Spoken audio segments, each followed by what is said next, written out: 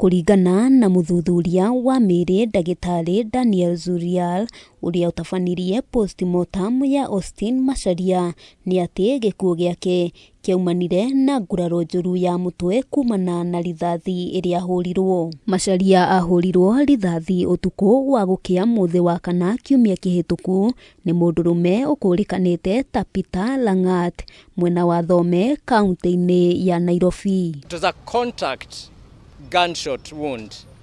Contact means the gun was held right above the left ear.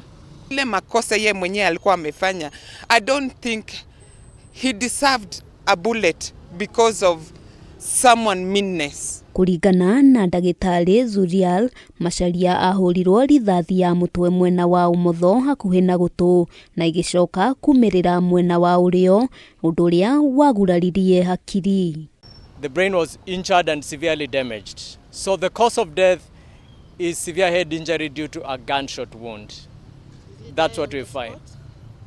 Usually that's immediate death, yes. Langat Chuma was detained for a further 20 days.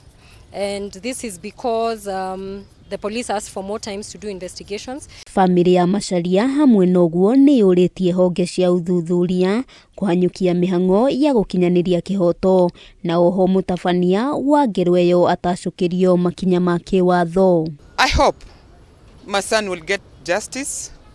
He didn't deserve all this, but someone who was mean and just wanted to finish him.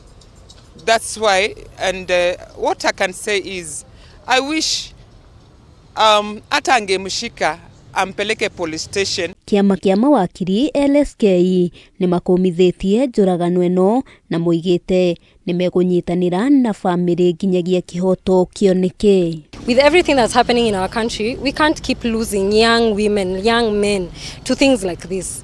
It was clearly, I mean, if it was a contact wound, it was clearly anticipated. It was something that he planned to do. Ire ya OSTEEN Macharia ihoete kihoto gikinyanirio no uria watabanirie ngero ya njuragano akorwo agitacukirio makinya ma KIWATHO. Ngiribotera Kameme TV kuma mocarĩ-inĩ ya Nairobi, rĩtwa rĩakwa nĩ Wambui wa Njũgũna.